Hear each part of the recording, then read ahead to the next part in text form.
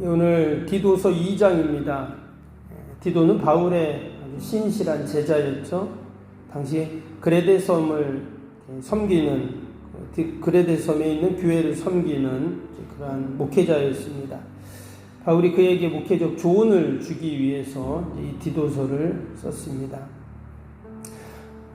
어제 1장에서도 보았듯이 이 그레데라는 섬은 지중해에서 아주 네 번째로 큰 아주 큰 섬인데요. 소아시아와 유럽으로 연결해줄 아주 중요한 전략적인 그런 섬입니다. 당연히 이곳에서 많은 사람들이 오가고 배들이 오가는 그런 지역이었어요. 그럼 이런데 교회를 세우면 어떨까요? 효과적으로 이 복음이 전파될 수 있겠죠. 그런 마음으로 바울이 이곳에 교회를 세웠는데, 어제 1장에서 이 그레데 사람들에 대한 이야기가 나왔어요. 뭐라 그랬냐면 이 그레데 사람들은 거짓말장이고 악한 짐승이고 게으름뱅이냐 이렇게 말했습니다. 뭐 악평을 해도 이 정도로 악평할 수 없는데 완전히 그레데 사람들 형편없다 이런 말이거든요. 실제로 헬라어에 그 거짓말장이라는 단어가 크레티조라는 단어인데 바로 이 크레타라는 지명이 바로 이 거짓말이라는 단어에서 나왔다는 겁니다. 그만큼 아주 이 지역이 악명 높은 그런 안 좋은 지역으로 알려지고 있었습니다. 근데 바울이 여기에 교회를 세웠다는 거예요. 그리고 거기에 디도라는 사역자를 다 세워놓고, 근데 바울이 생각해 보니까 참 늘 걱정이 되는 거죠. 야, 과연 이거 디도가 이 교회를 잘 돌보고 섬길 수 있을까? 그 지역이 참 쉬운 지역이 아닌데. 그래서 바울이 늘 염려와 걱정 가운데 기도하면서 목회적인 사역적인 도움을 주기 위해서 디도서를 썼습니다. 그래서 3장밖에 안 되지만 읽어보면 상당히 구체적이다 하는 거예요.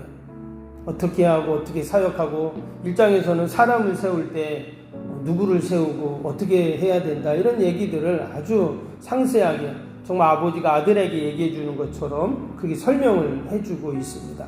오늘 2장에서도 보면은요, 교회 안에 여러 부류들에 대한 내용이 나왔어요. 2절에 보면 늙은 남자가 나오죠. 3절에는 늙은 여자가 나오고, 4절에는 젊은 여자들, 6절에는 젊은 남자들, 또 9절에는 종들. 그들을 어떻게 대하고 또 어떻게 그들을 돌봐야 되는가 이런 얘기들을 아주 상세하게 지금 얘기하고 있습니다. 근데 말씀드린 것처럼 이 그레데 사람들의 성향, 그 토양이 어떻다고요? 좋지 않아요. 과연 그들을 어떻게 섬기고 돌봐야 할까? 오늘 이 바울이 그런 그레데 섬 사람들에 대해서 이야기했던 이유가 있습니다. 가장 중요한 이유가 뭐였냐면, 말씀에는 나오지 않지만 자료를 보면은 이 그레데 사람들이 이전에 제우스 신을 섬겼다는 거예요. 여러분, 우리 그리스 신화에 보면 제우스 신 들어보셨죠? 근데 그 제우스 신은 어떤 신이냐면 아주 탐욕적인 신이고 음욕적인 신이에요. 여자를 좋아하는 그런 신으로 이렇게 나오게 됩니다. 여러분, 그런 신을 섬기면 어떻게 될까요? 그런 신을 닮아가는 거예요. 그래서 어떤 신을, 고대사회는 어떤 신을 섬기냐가 그 신을 닮아가는 그 모습입니다. 반면에 그러면 여러분, 하나님은 어떤 하나님이실까요? 하나님은 1장 다시 한번 볼까요? 1장 2절 한번 보세요. 1장 2절에 뭐라고 했냐면 영생의 소망을 위함이라. 이 영생은 거짓이 없으신 하나님이 영원 전부터 약속하신 것인데. 여기 보면 하나님 어떤 분이세요? 거짓이 없으신 하나님 그랬죠. 근데 그레데 사람들은 어떻다고 했어요? 거짓말쟁이라 그랬잖아요. 무슨 말이냐면 제우스 신은 겉으로는 멋있는 신처럼 보이지만 결국 거짓말쟁이 신이었다는 것을 이제 얘기하는 거예요. 반면에 하나님은 거짓이 없으신 하나님, 또 영생의 소망을 주시는 하나님이다. 그럼 우리는 하나님을 믿으니까 어때요? 하나님께서 거짓 없는 진실한 삶을 우리가 살게 하시고 또 영생의 소망을 두고 우리를 살게 하신다 하는 것입니다. 이것이 바로 우리가 하나님을 믿는 자의 모습이 되는 것이죠. 또 1장 4절도 한번 보세요. 뭐라 그랬습니까? 같은 믿음을 따라 나의 참 아들 된 디도에게 편지하노니 하나님 아버지 그리스도 예수 우리 구주로부터 은혜와 평강이 내게 있을지어다. 예수 그리스도 구주로부터 은혜와 평강이 내게 있을지어다. 그럼 기도이고 인사이기도 한데, 다른 말로 하면 하나님은 어떤 하나님이냐면 우리에게 은혜와 평강을 주시는 하나님이시다는 거예요. 제우스와는 전혀 다르죠. 탐욕과 음욕과 자기의 그것을 채우기 위한 신인데, 하나님은 어떤 하나님이냐? 우리가 은혜와 평강을 주시는 하나님이시잖아요. 그래서 오늘도 우리가 하나님 의지하고 또 주님 바라보고 영원한 영광의 소망을 갖고 우리가 늘 믿음으로 살아야 할 줄로 믿습니다. 그래서 이 제우스를 섬겼던 이 그레테스의 사람들, 이제 그들이 교회에 나오고 예수님 믿지만, 여러분 이전에 오랫동안 몸에 젖어 있던 그 습성과 그 생각을 버릴 수가 없죠. 그래서 오늘 5절 후반절 한번 볼까요? 5절에 보니까 2장 5절에 뭐라고 했어요? 신중하며 순전하며 집안일을 하며 선하며 자기 남편에게 복종하라. 이는 하나님의 말씀이 비방을 받지 않게 하려 함이라. 또 8절에도 보면 책망할 것이 없는 바른 말을 하게 하라. 이는 대적하는 자로 하여금 부끄러워 우리를 악하다 할 게 없게 하려 함이라. 10절에 훔치지 말고 오히려 모든 참된 신실성을 나타나게 하라. 이는 범사에 우리 구주 하나님의 교훈을 빛나게 하려 함이라. 그러니까 우리 믿는 성도들은 어때야 된다는 거예요? 이러한 삶을 이제 살아야 된다 하는 거예요. 하나님 말씀이 비방받지 않도록, 하나님이 비방받지 않도록 사람들에게 그 험담의 이유를 제공하면 안 된다 이 말이죠. 또 하나님의 말씀을 그 가르침에 성도들이 믿음으로 견고하게 설 수 있도록 그렇게 이제 이야기를 하는 거죠. 오늘도 우리가 이런 말씀 붙잡고 하나님 말씀대로 살아야 할 줄로 믿습니다. 결국 그것이 우리가 하나님 믿는 자의 모습이죠. 그리고 최종적으로는 뭐라 그랬냐? 11절 한번 볼까요? 모든 사람에게 구원을 주시는 하나님의 은혜가 나타나 그랬습니다. 앞에 1절에서부터 쭉 이제 여러 내용들이 나오는데 성도들의 구체적인 삶의 모습을 지금 언급을 했어요. 그런데 결국 그것이 뭐와 연결이 되냐? 하나님의 은혜와 지금 연결이 되고 있죠. 그래서 모든 사람에게 구원을 주시는 하나님의 은혜가 우리 가운데 나타날 수 있도록 우리 성도의 삶은 하나님의 은혜다라는 것을 이야기하는 것입니다. 하나님이 우리에게 은혜를 베푸는 이유가 있습니다. 오늘 이어지는 14절도 한번 보시면 14절에 그가 우리를 대신하여 자신을 주심은 모든 불법에서 우리를 속량하시고 우리를 깨끗하게 하사 선한 일을 열심히 하는 자기 백성이 되게 하려 하시리라. 하나님이 우리를 구원하시는 구원의 목적이죠. 세상의 선한 일을 도구가 되게 하기 위해서 이렇게 우리를 하나님께서 깨끗게 하신다 그랬어요. 하나님이 우리를 세상 많은 사람들 중에 택하셨잖아요. 그래서 우리만 의롭게 사는 게 아니라 유대인들은 자기들만 의롭다고 했습니다. 그리고 의롭지 않은 이방인들은 다 배척을 했어요. 그러나 그것은 하나님의 뜻이 아니고 하나님이 우리를 구원하신 이유는 뭐예요? 세상을 섬기도록, 그래서 의롭게 하기 위해서 우리를 부르셨다고 분명히 말씀하고 있습니다. 그래서 우리는 여러분 세상에 하나님의 바울이 자신을 소개한 것처럼 나는 하나님의 종이고 그리스도의 사도라고 말한 것처럼 우리는 늘 보냄을 받은 자들이에요. 우리의 가정으로 또 우리의 일터로 또 우리의 마을에 내가 있는 곳으로 하나님이 늘 우리를 사명을 주셔서 보냄을 받았다. 그래서 오늘도 내가 누구를 만나든지 하나님이 나를 이 사람을 만나게 해주셨다는 마음을 갖고 하나님이 우리에게 주신 귀한 사명들을 우리가 감당해야 할 줄로 믿습니다. 2000년 교회사를 보면 여러분 교회는 늘 교회가 교회를 위해서 존재하면 타락을 했습니다.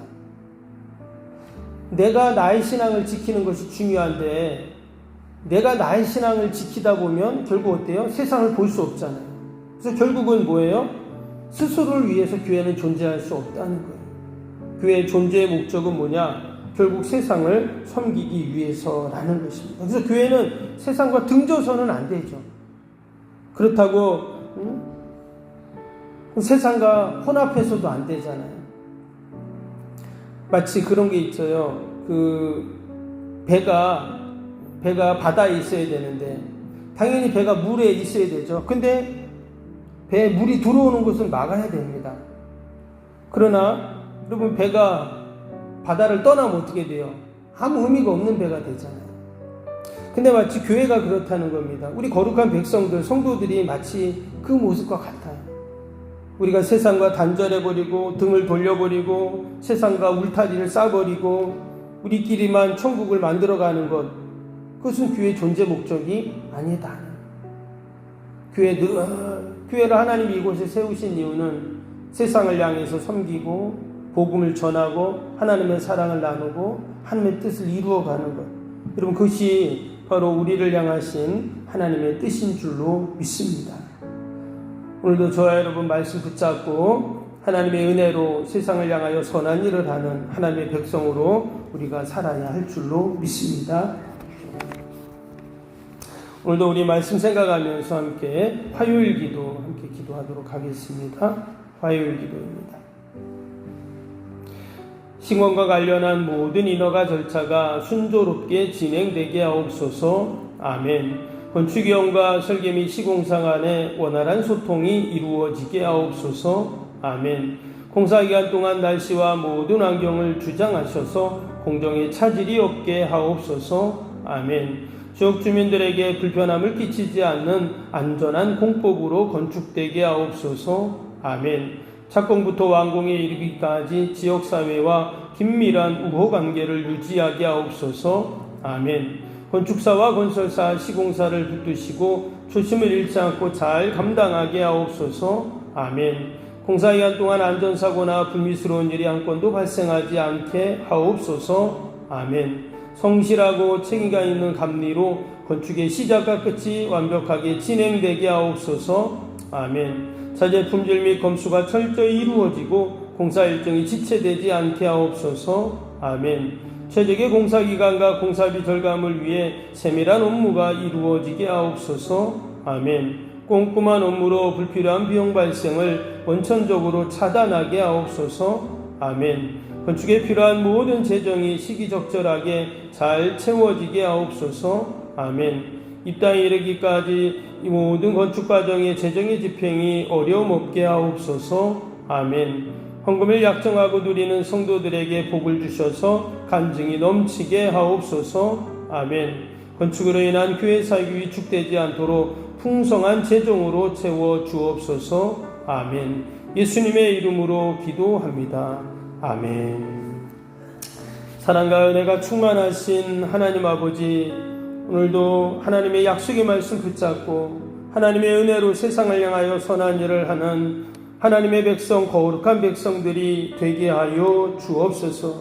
우리의 모든 삶은 오직 하나님의 은혜로 연결되게 하시고 오늘도 하나님의 은혜와 영광의 소망을 주시는 하나님 바라보며 승리하는 저희들이 다 되게 하여 주옵소서.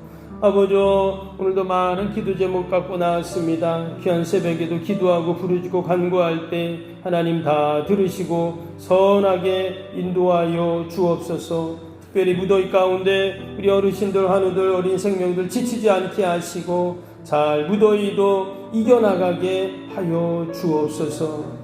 아버지, 오늘도 우리 멀리 출타에 있는 우리 성도들, 자녀들이 있습니다. 어디 있든지 늘 하나님의 은혜가 있게 하시고 하나님의 도우심이 넘치게 하여 주옵소서.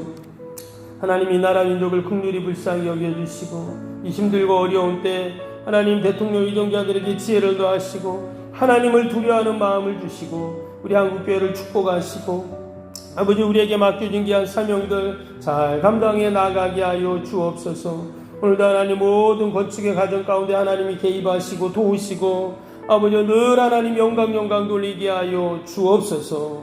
감사하며 예수님의 이름으로 기도하옵나이다. 아멘.